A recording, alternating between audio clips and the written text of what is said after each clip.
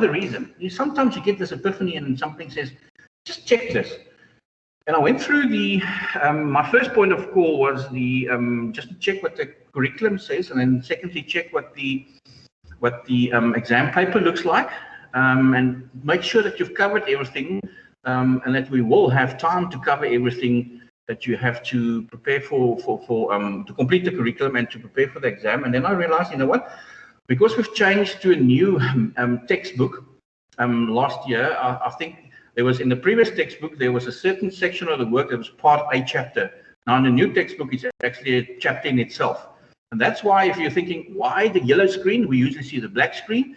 Why are we going back to chapter 8? Because we already did chapter 10 yesterday. The reason for that is that I realized that this was the section that was a separate chapter in the new textbook that we still have to just look at. It ties in, you'll see, if it goes chronologically.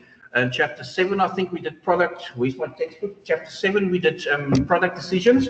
This is chapter 8. And chapter 9, this one is actually developing and managing products. In other words, the chapter today, chapter 9 in your textbooks in LAM, deals with the product life cycle, because where a product finds itself in its life cycle is going to largely affect what your marketing strategy would be for that product. If it's a new product, if it's in an introduction stage of the product life cycle, and we see the images later on the screen, you will see that you'll find that there's a lot of effort that goes into marketing, because you want as many people as possible to be informed of the new product. But as soon as that product sort of establishes itself in the market and it goes to what we call a growth phase, you'll see that they start toning down and maybe just occasionally as a sort of a reminder advertising. And then later on, when it gets to the maturity level, there's not a lot of advertising that happens and marketing that happens, because the customers are used to the product and there's a loyal support base that has already been established. And now all of a sudden, with the product reaching that maturity stage, once the sales starts dropping, you know that you will have to either completely remove that product, A, because there's maybe no need for it anymore, or B, maybe because there's an improved version, like the new phone, iPhone replaces the previous one. You can still get the old ones, but most people want the one with all the features. Okay, so then you will again do two types of marketing. Your strategy will then obviously, for the new product, will be in the introduction phase. There'll be a lot of effort, marketing efforts related to the new product.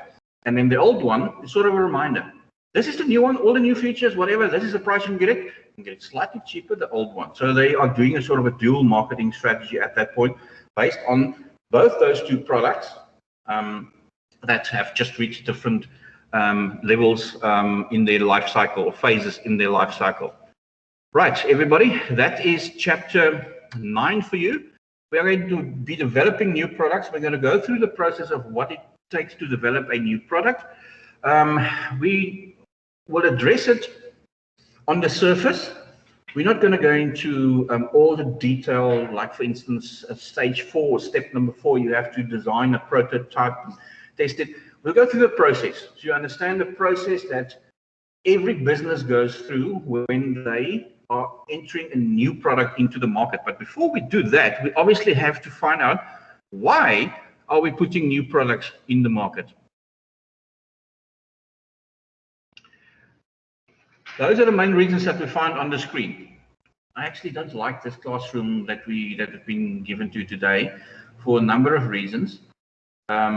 Every time a train passes here and stops at the station, I can hear it, but you can hear it 5 km away when it starts actually braking.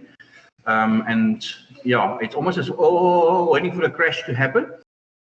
It's cold, and on a windy day, this is also, and a rainy day, this is also not nice, because it's right here on the corner. For those who have not been here, for those who are in Gauteng, it's right on the corner, so it's blowing all the blinds in the classroom all over, and it's actually, yeah, it faces the air, the direction that we get the rain from, so it actually is quite cool. But then my previous classroom in the second period was in another building, and there it was quite hot again. So I'm going to try and stay healthy through all of this, with all the temperature changes. But yeah, there are various reasons why businesses design new products. Probably the most important reason why they either bring in a completely new product or why they upgrade an existing product is because it's not profitable anymore. Nobody's going to keep a product in a product line or offer it to customers if nobody wants to buy it. If it is a product that has been in the market for a while, but it's become obsolete, then you know what, you might as well, the effort of upgrading that existing product is probably not worth it at all. It's probably better just to replace it with a complete new design. For instance, I know Nike, for instance, at some point completely redesigned the shoe. It was technology used. Technology basically required them to actually remain competitive, because that's the other reason. If you're not competitive anymore, then why are you in this game? Because this is not a game. If it's sport, some games you lose, some games you win. You know what? You try again next week. In business, unfortunately, it impacts on the bottom line. Your sales are going to drop, your profits are going to drop, and that's one of the main reasons why. If it's not profitable anymore, if you're not getting the edge on your competitors, if you're not still winning those close battles with your competitors in certain product lines, either design a new one, upgrade the existing one, or can the product completely. Okay. What also happens is, and one of the other important reasons why why new products enter the market all the time, is that customers' needs change. Customer, what he wanted yesterday and what satisfied him yesterday is not necessarily going to be the same next month, for that matter. At some point, my older son, for instance, will go to the shop. He knows that carbonated drinks once a week, and only one drink and whatever, and then he obviously can choose. He was very much into Mountain Dew. He loved Mountain Dew. I suppose most gamers do. Maybe it's a high sugar content. And then at some point, the Mountain Dew was standing there for 2 days. I said, well, Daniel, are you not going to have a cool drink? Because I mean, you hardly can't wait for that day in a week that we actually have allocated as a carbonated drink day. He says, no, I don't like it anymore. Customers' needs change. Customers' preferences change. It wasn't as a result of a specific marketing campaign exposed to new products. Wow, I want that. There wasn't an alternative thing, but you just didn't like that one anymore. And that happens. Customers do change their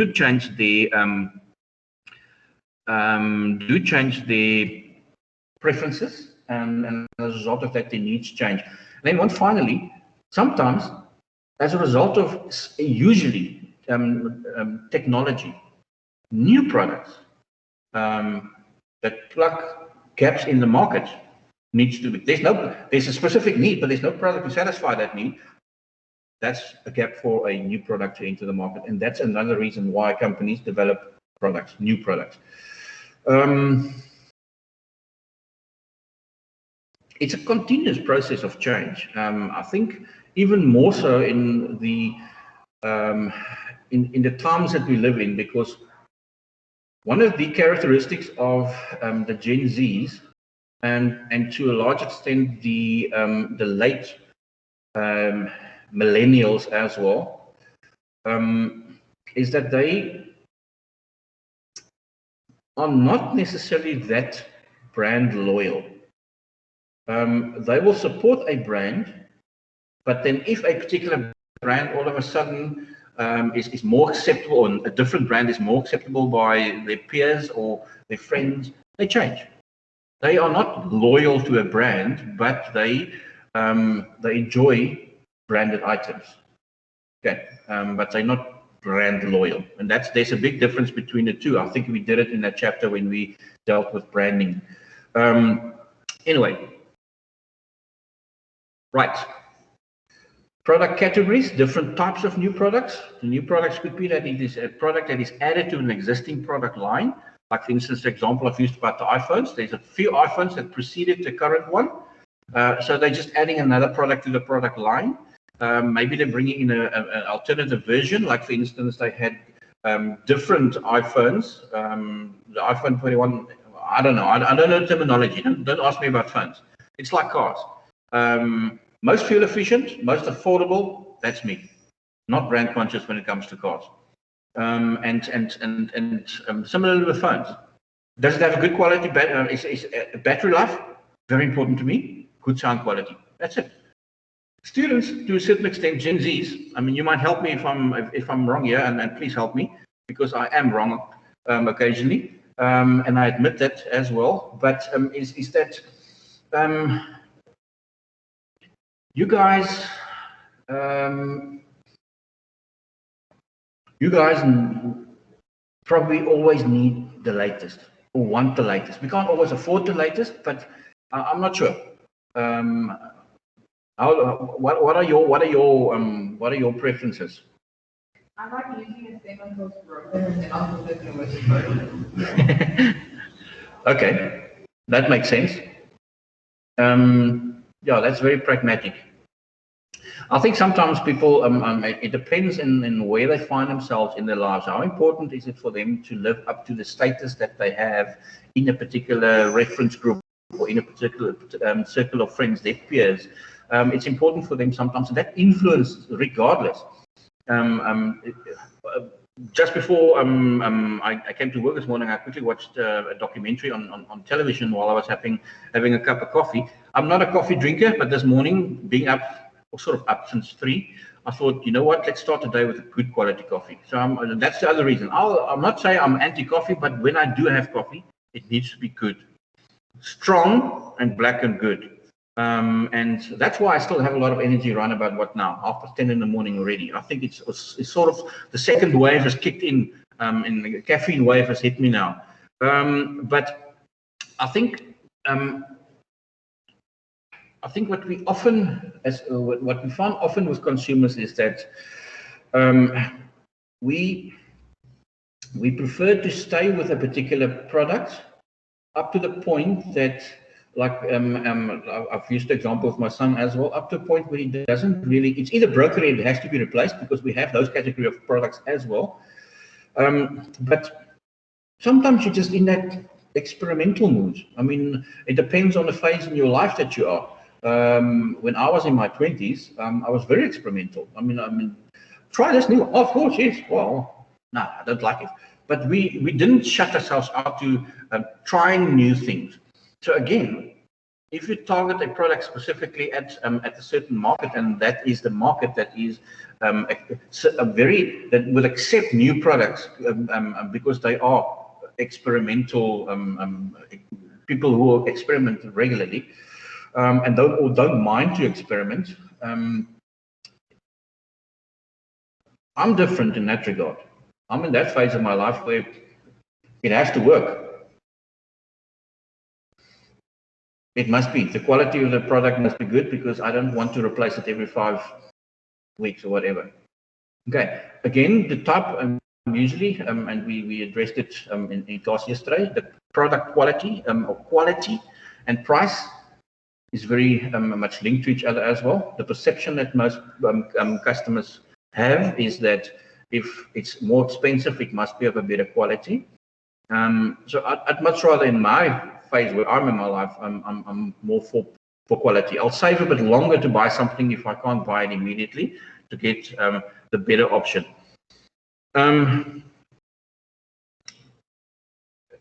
Sometimes products need to be repositioned. When you get to that, and we'll see that, and I think it's in the next slide, I'm not exactly sure. If you enter a certain product life cycle, a next stage in the product life cycle, when you get to that final stage of maturity that starts bordering decline in sales, it's usually an indication that you can either reposition your product by just adding a few extra features, or maybe just changing the cover or the packaging for that matter. That often happens with consumer goods. How many times have the packaging of a particular product that you regularly use have changed? It's still the same thing. I mean, the important information is still on there. But if you take, for instance, a packet of Simba chips, it has changed. The packaging has changed a great deal over the last decade. if you go on Google Images and you find images of Simba chips 10 years ago, it'll be completely different to what it is now, but it's still recognizable as the original product. The important information and important logos are still on there. But sometimes, again, some customers don't like that. It's like going into a shop, used to go into a shop that has a specific layout. You know that your fresh fruits over there and your baked stuff's over here and your tin products is over here. And all of a sudden, they've decided last night to change it because they're adding a new aisle or whatever. Those things sometimes throw customers. Again, repositioning, often has to do with the repositioning of a product that you maybe just want people to, because and I've used that example before as well. Sometimes if you stop marketing a product, people start looking for it. If you change the layout of a shop and you put your products that was over in the left corner now in the back right corner, you have to now go through all different other things. And by the time you now you're actually sort of anxious. It doesn't guarantee that you're going to buy that, but you look for it. And customers are weird, I tell you. But anyway, it keeps us on our toes as marketers, and we like that. There is a funnel, an image of a funnel that you have on the screen that's also in your textbooks. It's figure 9.2. I'm not exactly sure what the page is in chapter 9. 328? 320. Okay. For those who have a textbook, it's on page 320, which is the left-hand side of the page, or a left page. These are the different stages that we go through in the process of developing a new product. Right. The first stage that you go through is that you, like I've said previously, if you are going to have a good idea, you need to have and generate lots of ideas first. It's not a hit and miss kind of thing. If Alexander Bell gave up the first time he tried to invent a telephone, we probably would never have had a phone, or maybe 50 years later only had a phone for the first time. If Edison gave up the first time his experiment with the light bulb failed, it's unofficial on record that he attempted to perfect the light bulb more than 100 times before he actually got to the end product that worked and that he was happy with. So, people, if you are starting the process of developing a new product, regardless of what your reasons were and the reasons we've dealt with so far in the first number of slides of this chapter, you have to start generating ideas, and you get your ideas from different sources. One of the best ways of finding new ideas is to listen to what the customers want. Listen to what the customers feedback. Oh yeah, this phone is nice, but you know what? If it only had this, tick, make a mental note of that, write it down somewhere. That's why your employees is also a very important source, because your salespeople, especially your marketers who deal directly with the customers, those are the kind of people that need to give you that feedback. If you're in a supermarket, for instance, the person working behind the till, the comments, usually you don't talk to other people, but occasionally you talk to a person there at the checkout, right? It's just some days you just feel like talking. Some days you'll just hi and you'll be friendly and you'll move. But some days maybe you're just in a mood that you want to chat and you make a comment on. I make a habit of because they're wearing name tags, to call them by their names. I'm bad with names. I'm good with faces. But faces and names in combination, I'm off the chart. I mean, doesn't it? Woo! No. So I'll get to know your names and put it to the face by the third year. Okay. So if I don't call you on your name, it's nothing personal, all right? It's just I'm very bad when it comes to matching names and faces. And thanks for those who actually are online who have faces on their on their pages. People, I think your employees, especially those who are in direct interaction and contact with the customers on a regular basis, are the extremely important source, because they will tell you what the customers have told them. And they share that information, and we have to. I worked for a company in the UK where that happened on the first Monday of every month. The business was closed for the entire day, but everybody was there. It was a sort of a social. There's some social activities involved as well, but the main focus is to get feedback. Everything that you've documented. I mean, if it's an emergency, if somebody actually complained about something that went wrong, you have to address it immediately. No. You know what? We know about this, but we only take care of these kind of things once a month on the first Monday. No.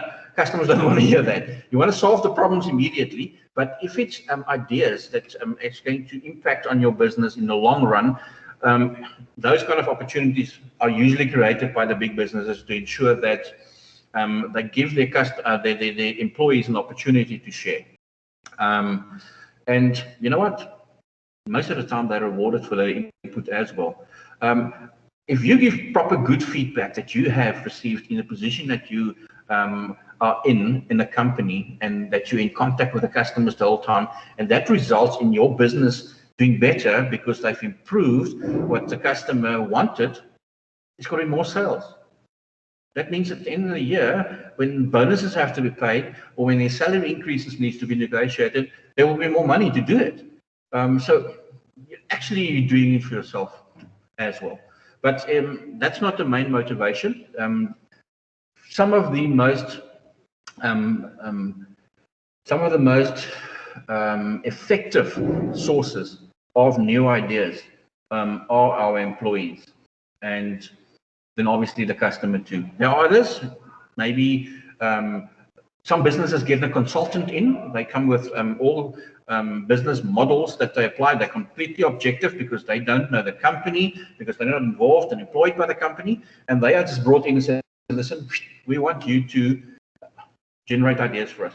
Talk to whoever you need to, or they come up with new ideas. Some businesses are in the business of generating ideas. And they then are approached by companies. There are companies who know that certain businesses, that's their business. So they approach them to say, right, you've got ideas. We have certain gaps in the market. Please, or find those gaps for us. They obviously come at a cost.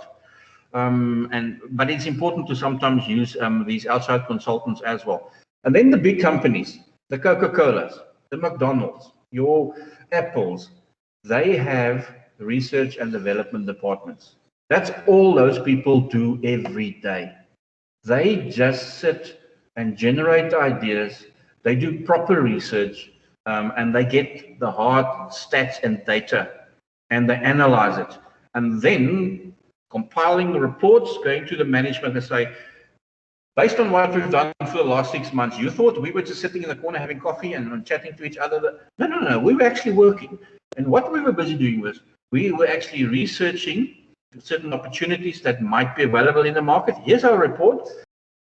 Those things might work, and they can substantiate it because it was approached scientifically.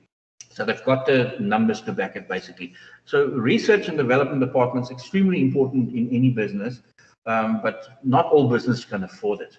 And that's why it's sort of limited to the bigger ones. And the bigger they become, the more successful and the more global they become, the more important it becomes for them to invest money in their research and development departments. As they say, those who have money will get more. Anybody? You're still on we're all still on the same page here?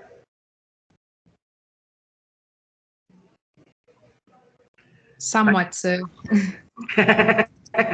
Some of you. Sorry. Yes? I just want to ask a question regarding the assignment, sir. Yes, of course. So I've submitted my assignment last night. Yes. But my similarity score is quite high, so I was just wondering if sir could cancel my submission. Right, just drop me email. I have, sir. Have but you? I have, but I'm wondering, sir, will I now get 10%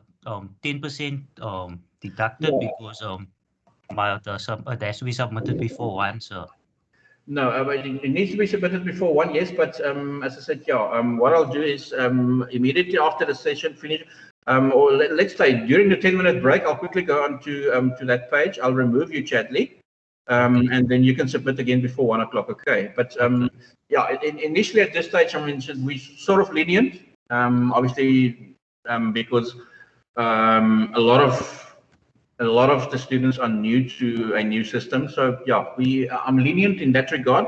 I'm not going to penalize you because there was evidence that you've submitted already, but you actually want to. I can understand it completely. Okay. I'll remove you from that list, and you can submit again after. Okay, Statley? Okay, thank you, sir. Right. What's the time now? Where's my phone? It's 11 now. Is it 11 o'clock now? Yeah. So we've been going for 35 minutes. Yeah. You guys, you know. I can't see my phone. You can't see that. I've had that same problem. I've spoken to Ms. Bookingwood again this morning. I'm not 100% sure how to resolve it. I know that we're all aware of it because I can see it, so I can maybe I can tell you, but I mean that doesn't help you. You want to see it when you submit, so you can actually change it if it's too high. I know. Okay. We can have a look when I remove them. Okay. Right. Everybody still good? Good. Can we continue for another couple of minutes and then take a break? Or who needs a break now? Where's my smokers? Oh my word! Dictated by the addictive. Oh man. Listen, you've done well so far. We will keep on going for another few minutes before we take a break. Right. Students, yes. To return to what we're doing, the second step in the new product development process, there's something in my eye now, is that we have to now be creative and find ways that we on what we want in the new product. Do we want to offer a product with additional attributes? Do we want to actually? What's the purpose what's the purpose of us developing a new product? It's almost like setting objectives. What do we want to achieve? We'll see that in the next step. We'll go into greater detail. But here we are going to we're going to brainstorm a few ideas first, and then we're going to obviously either be satisfied or not. If we're not, we maybe bring in focus groups specific, identify specific customers, and ask them certain questions, let them complete surveys to get feedback. These are all approaches that we're going to take, to creative approaches that we're going to take, because we need to find something that works. Let's say, for instance, the screwdriver. The first time the screwdriver was molded, some of the questions that came out was, okay, right, is it only going to be in that size? Can it be bigger? Can it be smaller? Can it be? Can we add some power to it? And the end result is now, many years later, we actually have a power-driven screwdriver. Okay, majority of construction guys work that. I mean, I know. I mean, trying to screw something into a wall, I mean, it takes some effort. And then you wonder why sometimes some guys do it better, especially if they're in that industry. Carpentry would be one of those industries. They want it quick. So they've got the electric screwdriver or the power driven screwdriver, for instance. Those are all attributes that was added as the product was, as the idea was being examined by the company, to say, before we even go ahead and develop a prototype, let's find out first if there's maybe additional users for that as well. Like, for instance, the food processor. There are different items in your kitchen that you can separately use to fulfill the same function. But all of those functions combined together resulted in the food processor being a product. So it replaces a lot of other, it didn't replace other products, but again, it's an example of a product that was the result of a brainstorming session within a business to say, you know what, we are in the business of manufacturing these kitchen appliances. why don't we come up with something, or is it possible for us to come up with something that can combine some of these functions? Because customers will buy something that has more than one function, and or you can use for more than one purpose. Okay, a food processor. How do we use a food processor? Just to chop up food? We make smoothies and we make all kinds of nice things with it. So it's got a dual function. Okay, but it's a time consuming. Once you've started cutting onions or dicing onions, you know what? If there's an easier way, you'll do it. You'll find it. You'll buy it. Often, remember what's the reason why customers, the 5 steps in the consumer decision-making process, the first one is they recognize there's a problem. Is recognize I'm either hungry or I just don't have the time to cut all these vegetables for the salad I want to make, or the stew I want to make. I don't have the time. Right. If you can offer something that convenience products that buy that time for the customer, then they will obviously be interested. So these are all things that you are still testing these ideas. We haven't got to the next step yet, where we actually are going to start screening all these ideas, because we've shortlisted a number of ideas now, and we obviously are screening it, and we are not testing it yet, but we're asking very important questions. Is this product that we are thinking of developing, is it going to give us a competitive advantage on our competitors? If the answer is no, then don't waste your time and your money. Is this product going to, does this actually complement our company objective? Is it going to increase our profits, or is it just going to be another product and the profit margin on it would be very low? Will it? What need of the customer will it actually satisfy? Because if we can't even answer that question, there won't be customers that will be buying the product. Okay, right. So those are some of the ideas that, or some of the or the process of screening that you go through as a next step to develop a new product. Right.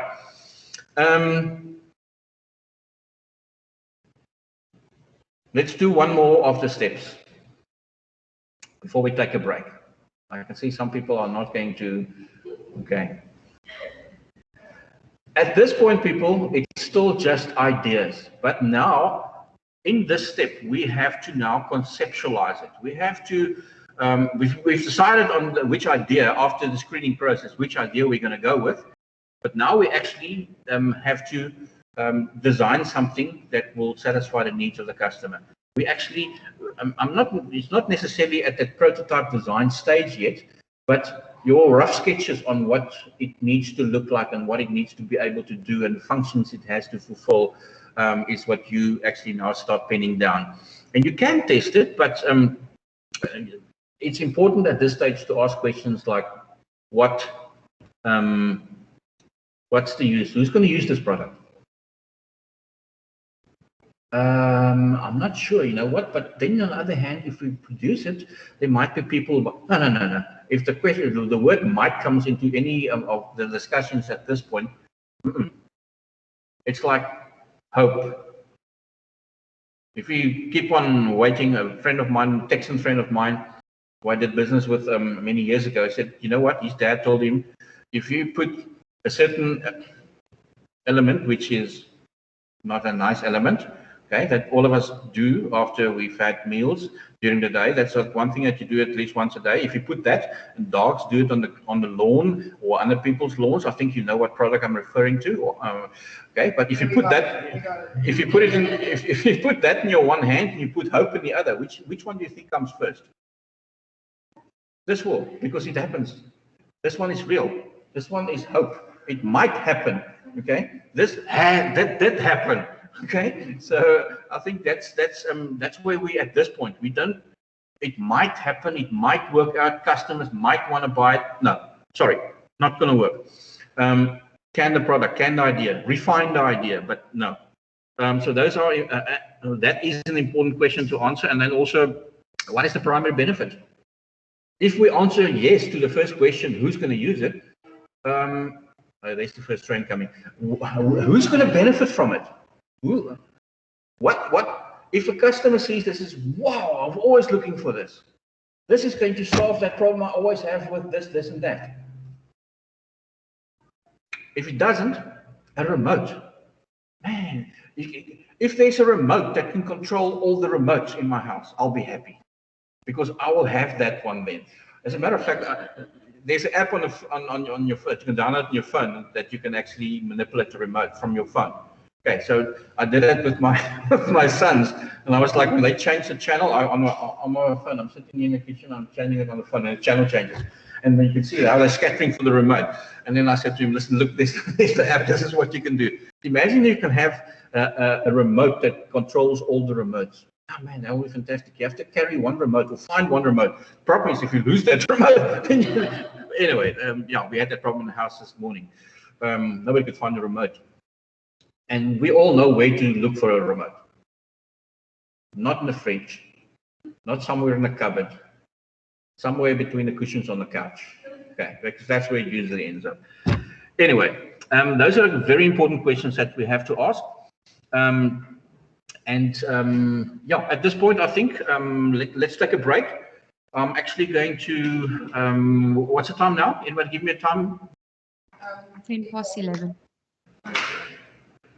11:07. Yes, sir. I'm going to go. Let's resume at 11:15. Let's take almost a 10-minute break. I'm gonna stop the recording, and I'm also going to just leave this page and because I want to just remove Chatley from that list. So may I quickly ask a question before you Of course, leave? yes, Mika. I wanted to ask, when I submitted, I got where it says the similarity. I got like a little black page with a line through it. Does that mean there was no similarity, or I don't understand what? Because normally I get like a little green block with a percentage. Yeah. Okay. So, I'll check with Mrs. Kukenmove. I saw yours, and I also saw the similarity score, so I'm not concerned about that. And I can access that, and I can download that report for every student on my side. So that's not necessarily a concern for you at the moment. But I would like to get those the answer to the questions that most students are battling with, as to what they are not seeing as opposed to what they should be seeing, especially with the similarity scores. I'm going to try and get that answer for her now during the break quickly. thank you, sir. But no, don't be concerned about what you received.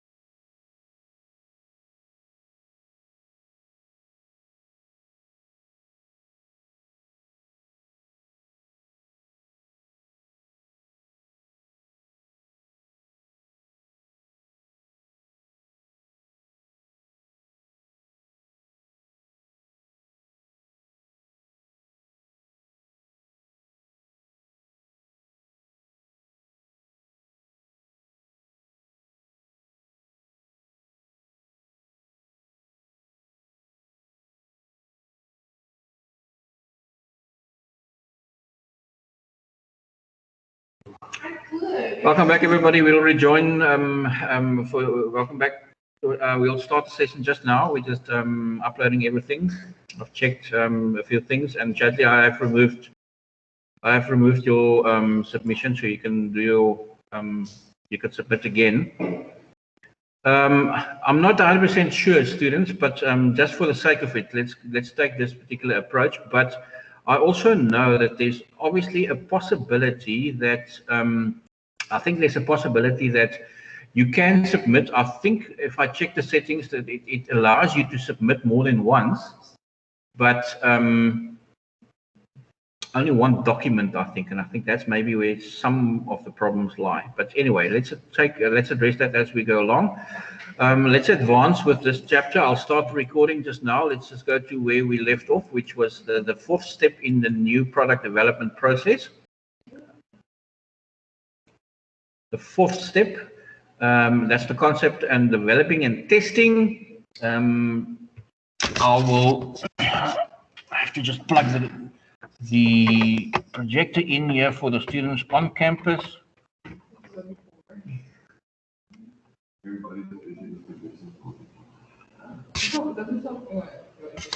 Of course they are. I know they are. Right, welcome back, everybody. Let me start the recording for the session.